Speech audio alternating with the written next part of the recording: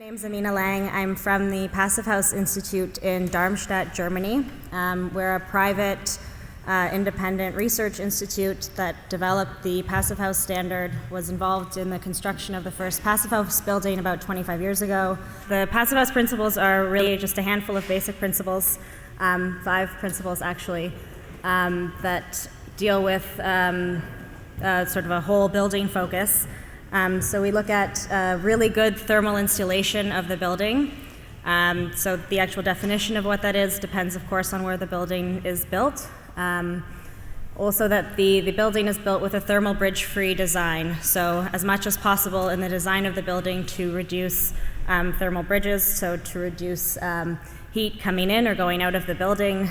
And a proper ventilation system. So what that means, for instance, in most parts of France or in Germany, where we're from, that's a heat recovery ventilation system. Of course, what that means in Mexico is something very different, where we look to recover perhaps humidity as well. But a proper ventilation device that's installed in the building. An airtight building envelope, so the airtightness layer of the Passive House is very important within the principles, and as well as Passive House windows. So really high quality windows. Again, what that means here is often triple glazed windows with well insulated window frames. So in order to make the best use of the sun's natural heating abilities, or to keep heat out when it's unwanted. In addition to this, also the placing of the building, so looking at maximizing or minimizing the impacts of shading and the natural objects around a building.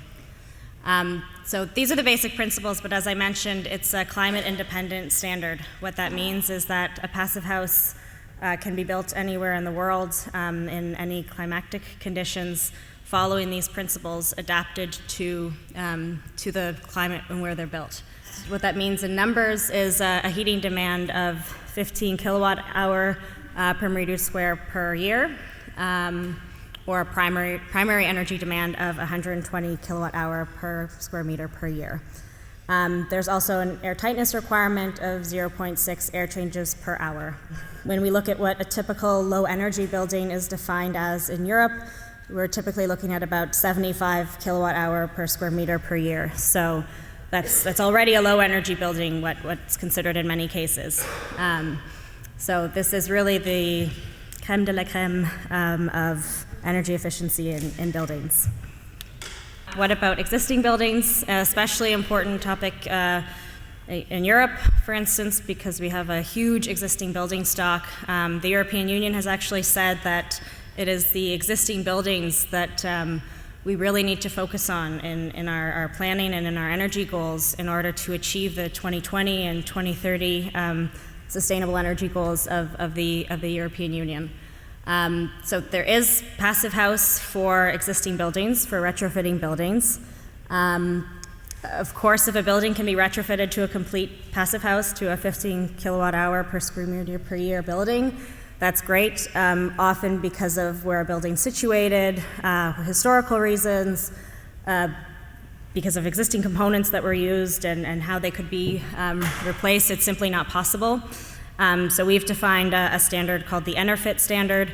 So it's a slightly higher energy demand allowance than a typical Passive House building, so 25 kilowatt hour per square meter per year, or an evaluation by the building components used. So we have done some work, actually through a European funded project, to also look at understanding that people don't necessarily, or investors don't necessarily retrofit a building all at once, often for economic reasons. It's really a huge undertaking to do a complete retrofit on a building, so we look at sort of doing an overall plan over 20, 25 years, that the end result would then be this very low energy mark. So why is this all really important, especially in an urban context? Probably not new numbers to anyone, but over a third of the world's total energy consumption is used to operate buildings today. It's about 40% in Europe, actually. So the Passive House meets this high energy performance by definition. If you look at what the energy requirements are, the energy demand are from existing buildings, what I mentioned before as a low energy building, and then versus what a passive house building is. We're looking at between 85 to 90% savings compared to the existing building stock. And so just to give an overview, I've talked a lot about how we're all over the world. So we have about 65,000 passive house buildings, and in all climate zones, or as we've defined climate zones, and yeah, that's growing. So these are not certified passive house buildings, but passive house buildings that have been built throughout the world. Certified buildings, we have about 15,000 residential and non-residential units. PHPP is the Passive House Planning Package.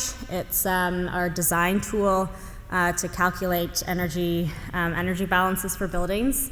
So it's Excel-based and has various different Excel sheets that look at the different components of the building. So ventilation, heating, windows, where everything's input, and it gives you the energy balance for the building. So it's proven to be very, very accurate in a lot of our monitoring studies.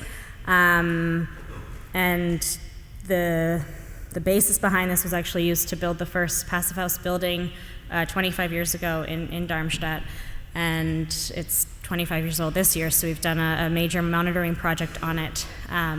So some components, of course, were old and need to be replaced, but after running all the calculations and all the tests, we found the building was still performing at about 12 kilowatt hour per metered square per year. So really a longevity built into the concept.